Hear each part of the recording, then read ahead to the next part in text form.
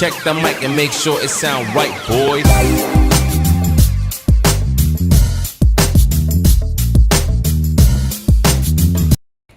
Yo, what's up mga tropa peeps? Yo, what's up mga tropa peeps? Yan, welcome po to my channel. At yan, welcome balik ulit kayo. Umira. Bongbong, di ba po? Ano? Hindi naman po yan ang totoong bongbong, di po ba?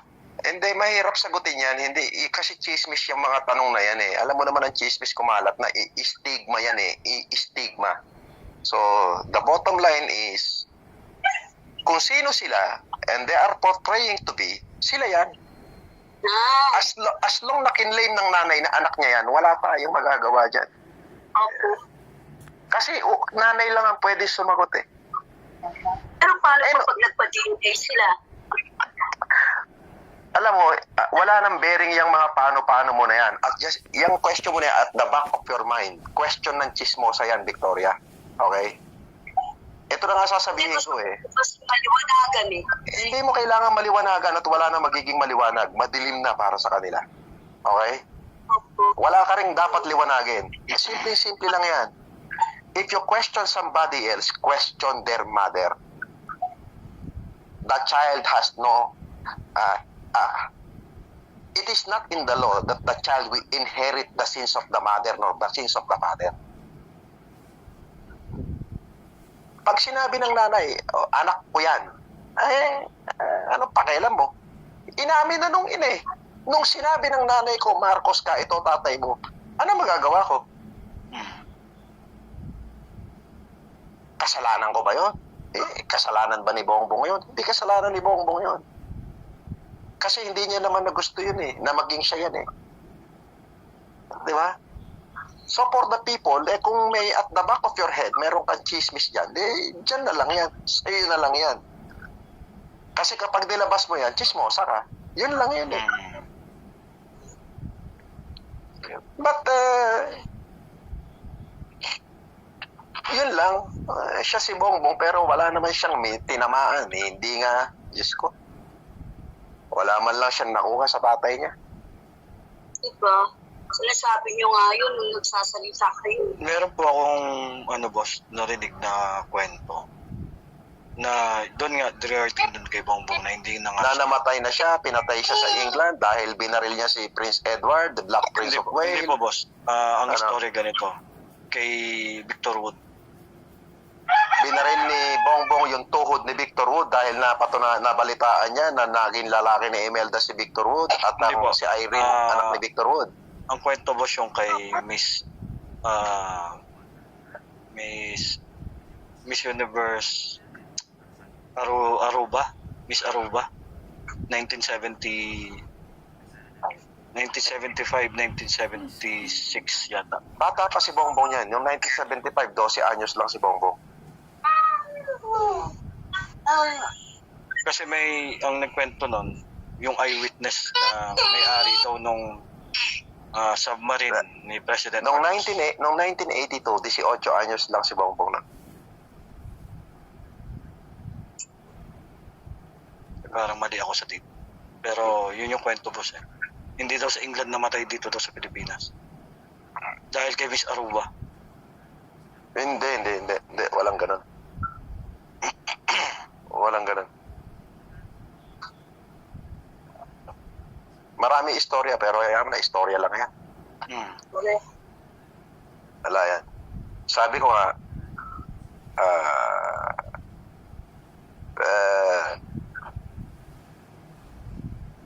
kahit anong gawin nila, malaki yung pagkakamali nila nung sabihin nilang hindi nila ako kilala.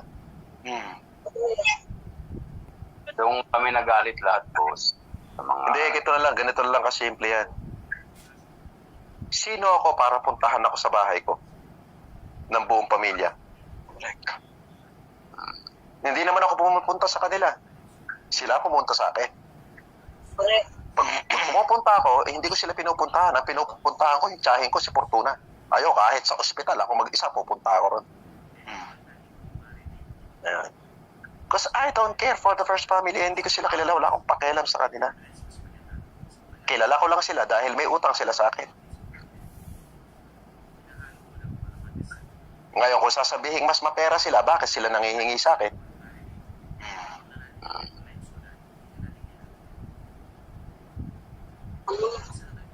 Yung naglabas ng video, boss, ng Rosas, Tres Rosas ang sumira sa iyo unang-una. Alin doon?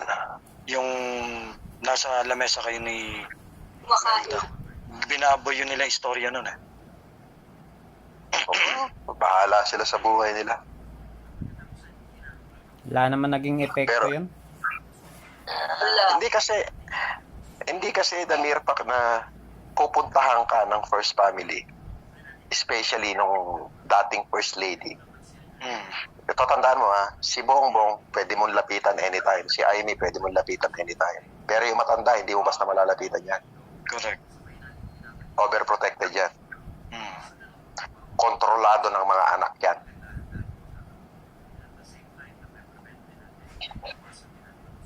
Pero the Pero moment na pumunta sa'yo, boss. Di ba?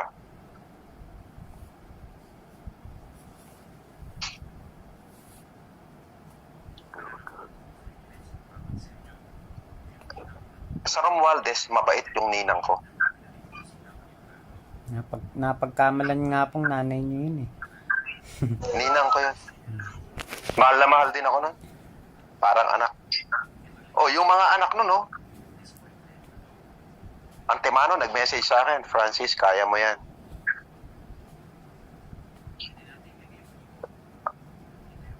Francis, mistake nila yan. Yung kinakapatid ko si Mark Romualdez.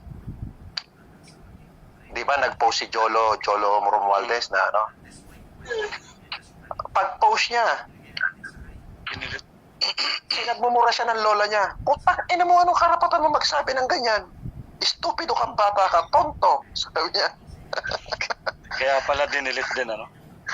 Estupido ka, tonto. Anong karapatan mo magsabi sa kanya? Bakit? Marcos ka ba?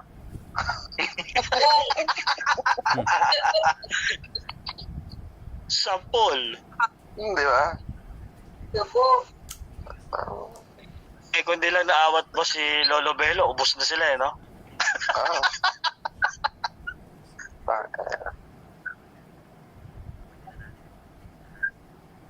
Hindi nagsalita yung tatay na sinabi na ang kasalanan ko kasalanan ko lang magpipiyano sa bata, di ba? Tapos yan. Boss, mga iba po ako, boss. Wala yung kwento na. Boss, pag nagdesisyon kang ituloy ang kandidatura, ano po, ang partido natin, independent tayo? Maaari. Tapos, Maaari, hindi na. ang advertisement na lang, ano? Simple lang. Mag-a-announce lang ako. Papartidahan ko kayo, hindi na ako makakampanya. Kasi boss, nakita ko sa panaginip ko, kami nga lang mga vlogger mo magsasalita sa stage. Eh. Nakita ko si Makmak eh, bago ka umakyat, saglit lang yun eh. Ina-announce ka na ni Makmak eh, tapos akyat ka saglit sa stage. Pero yung nakasakay ka sa truck at namimigay tayo, nagbabato tayo ng mga kung ano-ano t-shirt. Magkakasama tayo lahat doon. Max, Motorcade. ayos na, parang sinasabi mong tamakbo na ako ah. Oo naman. Paano mag-i-speech si Makmak eh, boses pa? Hindi. Si Makmak ang ano eh. Alam mo na, di ba?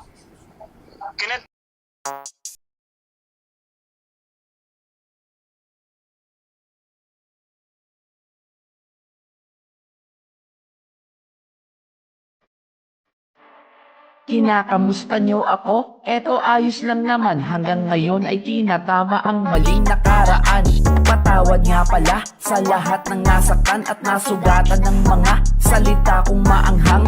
Pero magkaayos, siguro wag na lang kung gusto nyo ng plastikan, wag ako, iba na lang. Ngayon binibigyan ng tiwala bilang na lang, malamang baka madali na naman ng alamang. Kaibigang tumalikod, tinuring na kapatid, kinalimutang inalalayan ko siya sa pagtawid. Hindi mo dapat na gawin na sirain ng palihim ang taong nagturo sa'yo ng liwanag sa dilim. Kasama mo ng matagal, nagawa mong kagating, ganun ang ahas pag gutom kong kahit sino tutuklawin. At sa mga nagtatyaga upang ako'y pabagsakin, bilib ako kahit papano sinubukan nyo pa rin.